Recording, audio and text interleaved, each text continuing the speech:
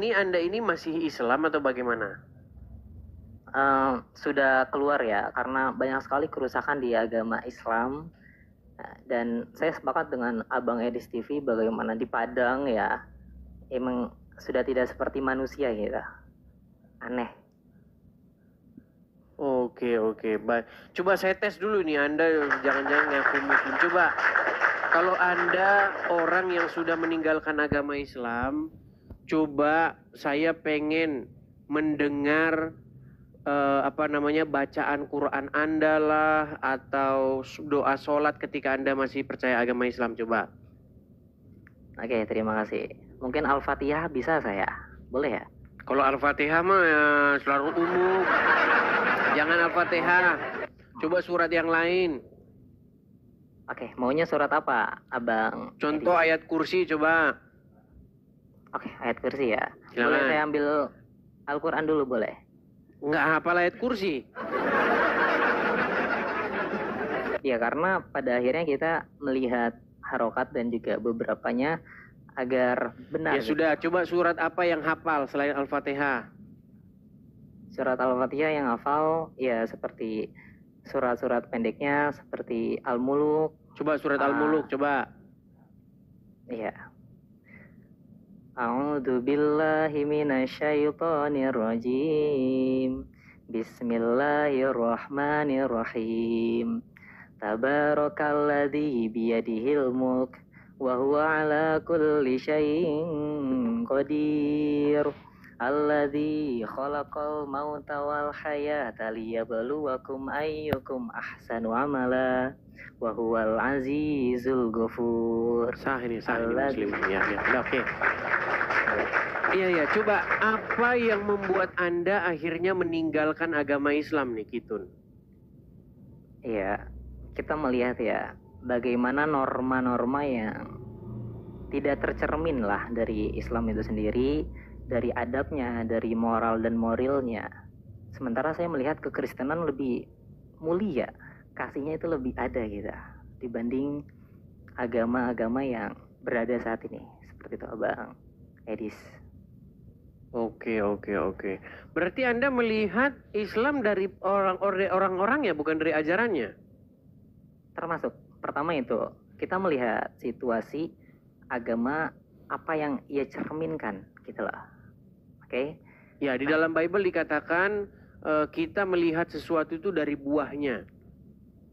Ya, saya sepakat itu. Saya meyakini Injil itu juga Bible. Nah, namun kita melihat ya kasus banyak sekali bagaimana para ulama, waduh, kalau saya sebutkan satu-satu merinding saya nanti malah ditangkap kan. Nah, dalam ini juga akidah ya, Abang Edis TV ya, saya juga mungkin boleh menampilkan di layar mungkin akidah umat muslim yang dimana cacatnya boleh? Boleh, silakan. Oke. Nih, saya melihat di mana umat muslim itu berpegang bukan kepada Nabi Muhammad justru.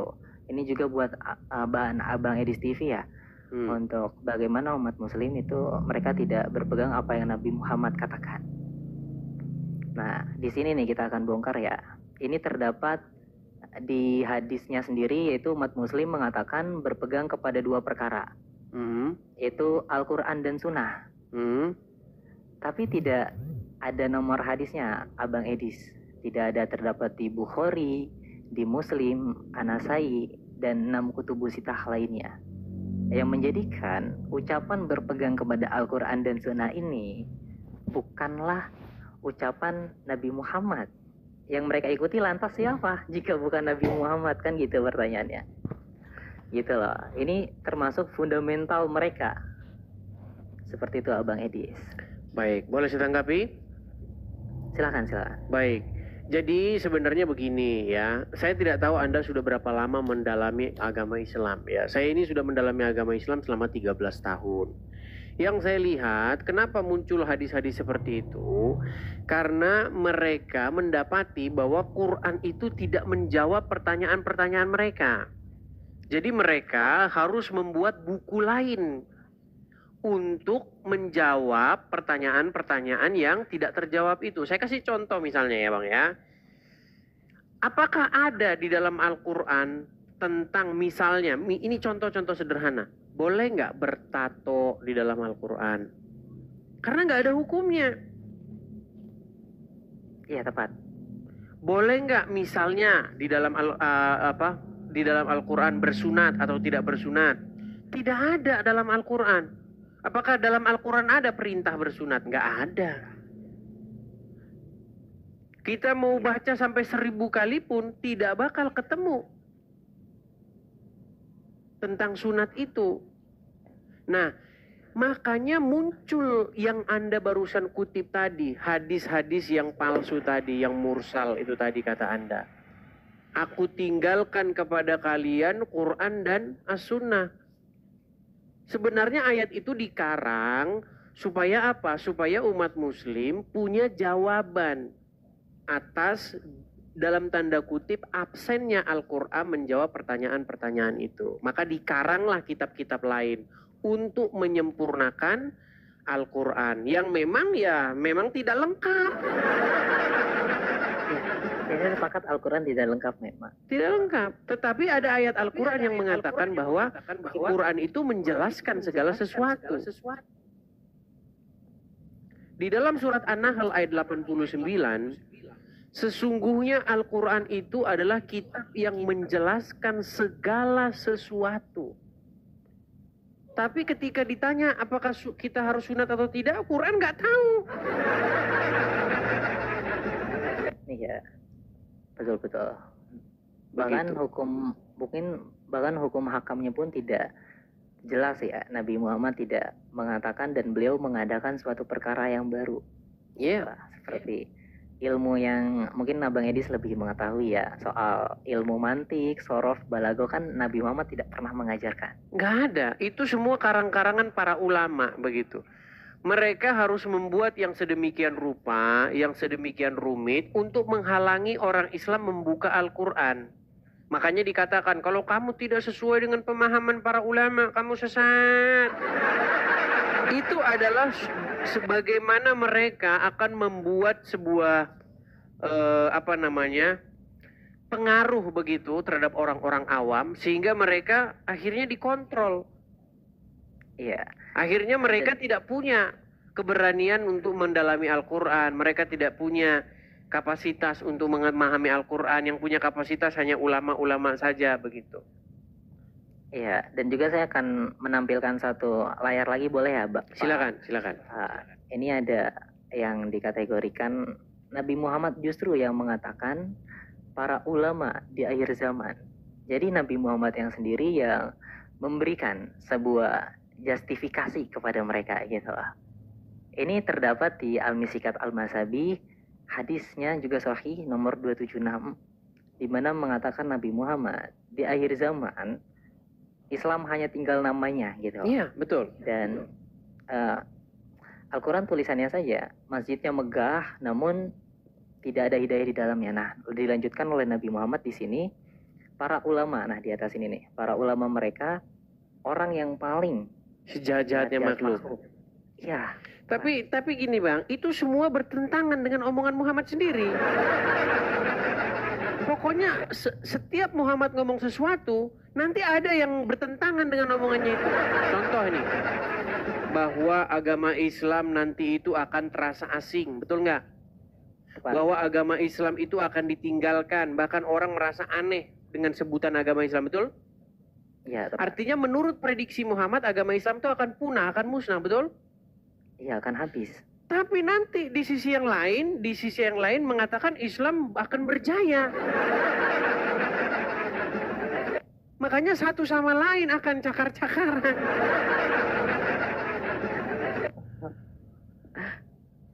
Jadi sebenarnya semua isi-isi hadis itu kalau kita pelajari dengan sungguh-sungguh, itu tidak lain dan tidak bukan hanyalah karangan orang-orang untuk memasukkan karangannya dengan membawa-bawa nama Muhammad. Begitu. Ya, seperti ia menunggang Nabi Muhammad. Iya, betul sekali. Mereka akan membawa Muhammad untuk melegitimasi perkataannya. Begitu. betul. Iya.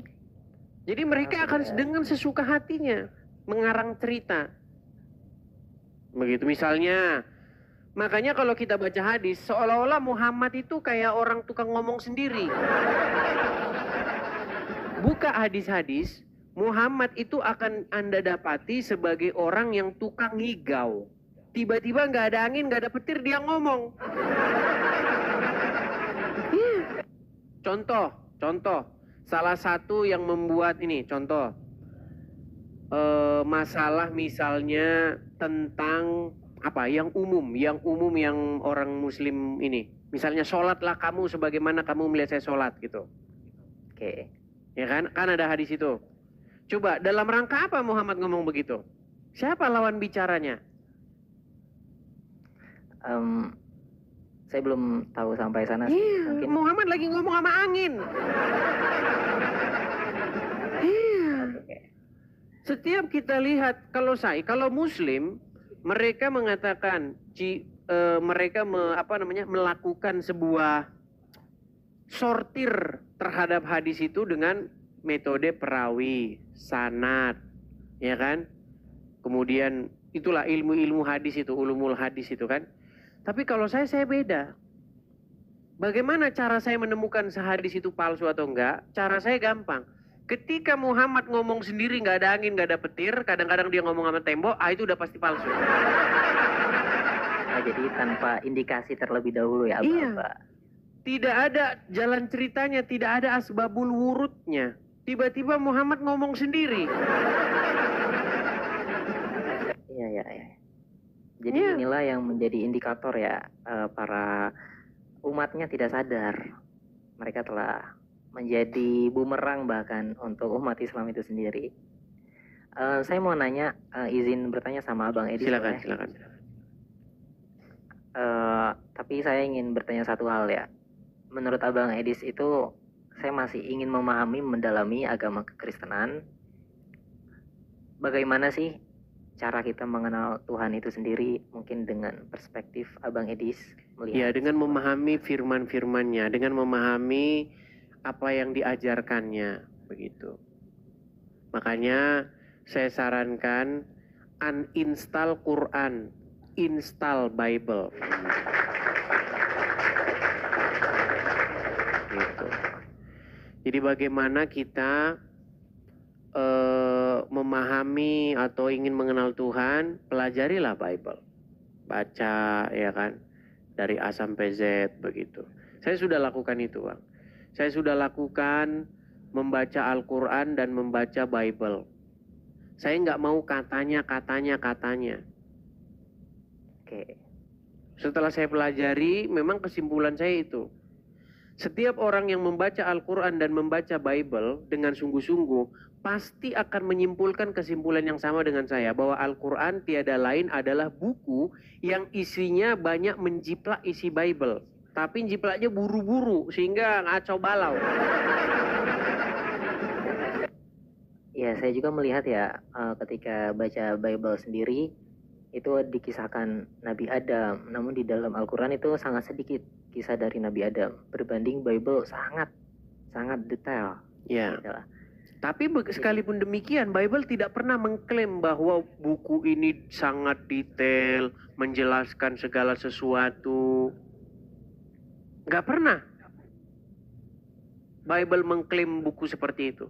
Tapi Quran, buku yang hanya seperti itu. Buku ini menjelaskan segala sesuatu. Tapi ditanya, kenapa orang sunat? Quran tidak tahu. Ya, Gitu. oke. Ya itulah yang harus Anda harus menjadi duta ini kepada teman-teman Anda yang masih Muslim. Coba ajak mereka berargumen, ajak mereka diskusi. Begitu. Kenapa Al-Quran tidak sanggup menjelaskan segala sesuatu seperti yang diklaim oleh dia? Karena yang dikatakan menjelaskan segala sesuatu Quran, bukan Muhammad. Ya, tepat. Bahkan Muhammad pun dia harusnya berguru kepada Quran. Begitu. Dan banyak sekali yang berguru kepada ulama, ia tidak berguru kepada Qur'annya itu sendiri. Iya. Gini loh maksud saya, mereka mengatakan Nabi Muhammad tidak bisa baca tulis ya. Itu kan tuduhan ya. Sementara di dalam Al-Quran banyak ayat yang mengatakan Nabi Muhammad membaca gitu. Iya. Jadi mereka lebih mendengar kepada para ulama atau kepada Al-Quran itu sendiri. Kan dilema jadinya. Memang begini, Bang. Memang begitu dalam ajaran agama Islam. Mau versi Muhammad buta huruf ada. Mau versi Muhammad bisa membaca ada. Mau versi Muhammad hidupnya yang sedih-sedih, ya kan? Hidupnya yang sederhana ada. Mau Muhammad yang versi kaya ada. Ada. Mau Muhammad versi hidup susah, makan sampai ngutang ada. Mau Muhammad versi kaya, mendapatkan banyak emas dan perak ada. Makanya saya bilang, makin dipelajarin agama Islam, makin ingin orang akan mencampakkannya. Begitu. Iya, bahkan dari beberapa narasi hadis ya mengatakan Aisyah sendiri yang meracuni Nabi Muhammad. Iya, kan? iya. Wow, itu sebuah Kalau abang tanya sama orang-orang Syiah itu sangat membenci Aisyah dan Hafsah dan bapaknya. Jangan lihat Aisyah dan Hafsahnya, karena mereka itu kan hanya 2 orang perempuan. ya. Tetapi lihat siapa di balik dia, di balik mereka itu ada siapa? Ada tokoh-tokoh yang besar. Makanya ada ayat dalam Al-Quran itu, jika kamu berdua bahu-membahu menyusahkan Nabi, maka ketahuilah Allah adalah pelindungnya, dan juga para malaikat, dan juga Jibril, dan juga orang-orang mukmin. Coba tuh. Ya. Sepakat saya akan hal itu ya. Iya. Namun saya mau bertanya satu hal lagi boleh ya, Abang Edi? Apa itu? Izin. Bagaimana konsep daripada umat Kristen itu soal penebusan dosa Yesus Kristus itu menurut Ya, Abang Edi? jadi konsep sederhananya gini, Bang. Hukum kita itu kan ada hukum Taurat. Hukum Taurat itu berisi tuntutan-tuntutan terhadap seseorang. Bagaimana seseorang itu hidup. Contoh ya, tuntutan. 10 tuntutan hukum Taurat. Jangan berzina, jangan mencuri, jangan bersaksi dusta. Itu kita ambil aja 3, nggak usah banyak-banyak. 1 aja lah, jangan mengucapkan saksi dusta. Atau jangan mencuri aja lah, jangan mencuri. Coba, ada nggak orang yang sanggup melakukan ini seumur hidupnya? Sudah tidak bisa ya, sulit mungkin. Sulit. Sulit. Dari mulai yang kecil-kecil saja, Bang, kita sudah mencuri. Dari zaman kecil udah maling mangga. Udah besar kita pun secara nggak sadar mencuri hak-haknya orang. Iya. Contoh, saya kasih contoh saja ya, saya kasih contoh. Gas di Indonesia, gas tabung yang kecil itu diperuntukkan bagi siapa? Untuk miskin. Iya. Rakyat miskin. Coba, ada nggak orang kaya yang beli itu? Ada harusnya. Banyak. Harusnya kan nggak ada. Betul. Coba, kita secara nggak sadar sebenarnya sudah mencuri. Nah, makanya apa yang dimaksud dengan konsep penebusan? Gini, Bang. Jadi Yesus itu sudah melakukan segala tuntutan hukum Taurat itu untuk saya, untuk setiap orang yang percaya. Jadi semua tuntutan itu sudah dipenuhi oleh Yesus. Makanya kami itu yang nggak mampu, nggak sanggup, yang gagal, sudah diampuni, ditebus oleh karena Yesus. Itu maksudnya penebusan itu, Bang. Oke. Berarti penebusan itu ketika Yesus itu turun, maka dosa-dosa terhapus karena disalib seperti itu. Bukan seperti itu. Begini, Yesus itu kan digambarkan di dalam Bible sebagai tokoh yang taat sampai matinya. Karena nggak ada orang yang taat sampai mati. Sepakat? Iya, Yesus dia taat sampai mati, sampai disalibkan. Dia taat, tidak melakukan satupun kecacatan, tidak melakukan satupun kesalahan. Oke. Makanya konsep agama Kristen, oleh karena pelanggaran satu orang, yaitu Adam. Adam yang pertama, itu kan melakukan pelanggaran. Dia tidak taat kan? Iya, betul. Nah, karena ketidaktaatan satu orang, maka semua orang itu telah menjadi berdosa. Dosa itu telah menjalar kepada seluruh umat manusia. Karena ketidaktaatan satu orang itu, yaitu Adam.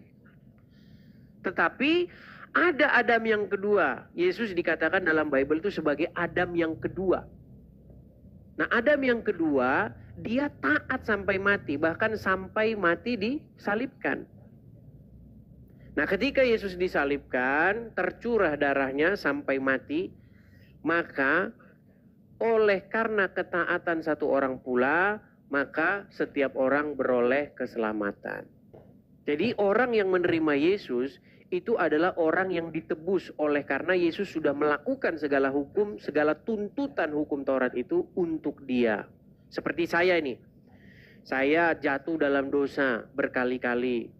Ya kan? Saya tidak mampu melaksanakan hukum itu. Tuntutan hukum itu tidak bisa saya laksanakan. Nah, bagaimana saya ini ditebus? Yesus sudah melakukan untuk saya. Nah, ketika Yesus sudah melakukan untuk saya, maka diri saya ini kepunyaan Dia. Nah, ketika saya adalah kepunyaan Dia, maka saya melakukan apa yang Dia mau. Karena kita telah beriman kepada Yesus tersebut ya. Jadi seolah-olah kita satu tubuh seperti itu ya. Iya, Maksudnya. artinya segala sesuatu tuntutan itu dilakukan oleh Dia dan kita ya sudah menjadi kepunyaan Dia. Karena kita sudah dibayar oleh Yesus dengan nyawanya, dengan darah yang tercurah itu. Dengan itu kita dibayar, bukan dengan emas, dengan perak. Begitu. Oke, baik. Oke, Artinya maaf. ketika seseorang menjadi milik Yesus, maka dia melakukan apa yang Yesus mau. Seperti itu. Oke. Itu konsepnya sederhana seperti itu. Ini ya, saya boleh izin dalam arti mengutip 1-2 dari kefahaman saya soal penebusan dosa mungkin. Silakan. Bentar ya, saya cari dulu di nota saya. Jadi beberapa yang saya kumpulkan dalam penebusan dosa mungkin agak berbeda ya sama Abang Edis ya. Tapi di sini kita diskusi saja ya. Ya. Bentar ya. Karena saya juga sambil belajar kan sama langsung umat Kristen ya langsung. Boleh. Nah ini terdapat di Markus 2, 1-12 ya. Boleh, silakan. Di sini kan mengatakan ya di Markus 2-12, Yesus itu masih hidup dan Ia mengampuni orang yang dalam arti orang yang masih hidup. Dibaca saja boleh. Dibaca saja biar bacakan ya. Iya. Beberapa hari kemudian ketika Yesus kembali ke Kapernaum, terdengar kabar bahwa Dia berada di rumah. Banyak orang dikumpulkan sampai tidak ada tempat lagi, bahkan di dekat pintu sekalipun. Dan Dia memberitakan firman kepada mereka. Lalu mereka datang kepada Yesus dengan membawa seorang lumpuh yang diusung oleh 4 orang. Ketika mereka tidak dapat membawa orang itu ke dekat Yesus karena banyaknya orang, mereka membongkar atap tepat di atas Yesus. Setelah membongkarnya, mereka menurunkan kasur tempat orang lumpuh itu terbaring. Ketika Yesus melihat iman mereka, Dia berkata kepada orang lumpuh itu, "Hai anakku, dosa-dosamu diampuni." Oke. Namun, beberapa ahli Taurat yang duduk di sana bertanya-tanya dalam hati mereka, "Mengapa orang ini berkata seperti itu? Dia sedang menghujat. Siapa yang dapat mengampuni dosa-dosa selain Allah itu sendiri?" Yesus segera mengetahui dari dalam rohnya. Bukan, Yesus segera mengetahui isi hati mereka. Oh, itu isi hati mereka ya? Ya. Oh, isi hati mereka, bahwa mereka bertanya-tanya dalam hati mereka. Ya. Dia berkata kepada mereka, "Mengapa kamu bertanya tentang hal itu dalam hatimu? Mana lebih mudah mengatakan kepada orang lumpuh itu, dosa-dosamu diampuni, atau mengatakan bangun, angkat kasurmu dan berjalanlah? Akan tetapi, supaya kamu tahu bahwa anak manusia memiliki kuasa di bumi untuk mengampuni dosa. Oke. Dia berkata kepada orang lumpuh itu, aku berkata kepadamu, bangun, angkat kasurmu, dan pulanglah ke rumahmu. Orang lumpuh itu segera berdiri, mengambil kasurnya, dan pergi keluar melewati semua orang. Mereka semua takjub dan memuliakan Allah serta berkata, kami belum pernah melihat hal yang seperti ini. Markus 2, 1-12. Oke. Oke, Lalu di sini pertanyaan berarti berarti di sini sebetulnya Yesus tidak perlu menumpahkan darah ya. Dalam arti ia di mana dapat Yesus menumpahkan darah? Ini pemahaman-pemahaman yang orang salah paham. Di mana ada Yesus menumpahkan darah? Ya, sebentar. Maksud saya di sini berarti ketika hidup Yesus hidup, ia dapat mengampuni dosa, betul? Ya. Nah, berarti indikasinya ketika Yesus mengatakan hal ini dalam pengampunan dosa yang tadi Abang Edis katakan, ia ditebuskan dosanya karena penyaliban tersebut ya. Jadi dosanya siapa yang ditebus? Dosa seluruh manusia umat Kristen. Enggak, kata siapa? Dosa Islam tetap aja ada di situ. Dosa umat Kristen maksudnya? Enggak, bukan dosa umat Kristen. Setiap orang yang menerima Yesus, maka dia itu tidak diperhitungkan lagi dosa dan pelanggarannya. Oh, jadi sudah diberikan keselamatan ya? Iya. Peristiwa yang Anda kutip di dalam Markus tadi itu tidak berkaitan dengan apa yang barusan kita bahas. Oke. Begitu. Di mana ada Yesus menumpahkan darah? Ini paham-paham yang disalahpahami oleh orang terhadap kekristenan. Di mana ada Tuhan menumbalkan anaknya, di mana?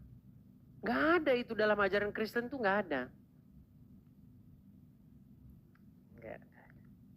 Di mana? Makanya saya heran begitu. Kadang-kadang orang bisa berpikir seperti itu karena penjelasan orang-orang Kristen yang dalam tanda kutip goblok. Gak ada Tuhan numbalin, gak ada. Yesus itu di dalam Bible, baca dari A sampai Z, dari Matius sampai Yohanes, dia itu memberitakan kebenaran. Tetapi orang-orang Yahudi itu tidak menerima dia. Maksudnya orang-orang ahli-ahli Tauratnya. Pemuka-pemuka agama Yahudi tidak menerima dia. Sehingga Yesus diserahkan kepada pemerintahan pada saat itu untuk disalibkan. Yang menyalibkan Yesus apa? Apakah Bapa di sorga? Tidak. Yang menyalibkan Yesus itu adalah orang-orang yang tidak percaya kepada dia. Tetapi Yesus di situ tidak melakukan dosa begitu loh. Dalam pengertian dia tidak melakukan hal-hal yang melanggar hukum Taurat itu.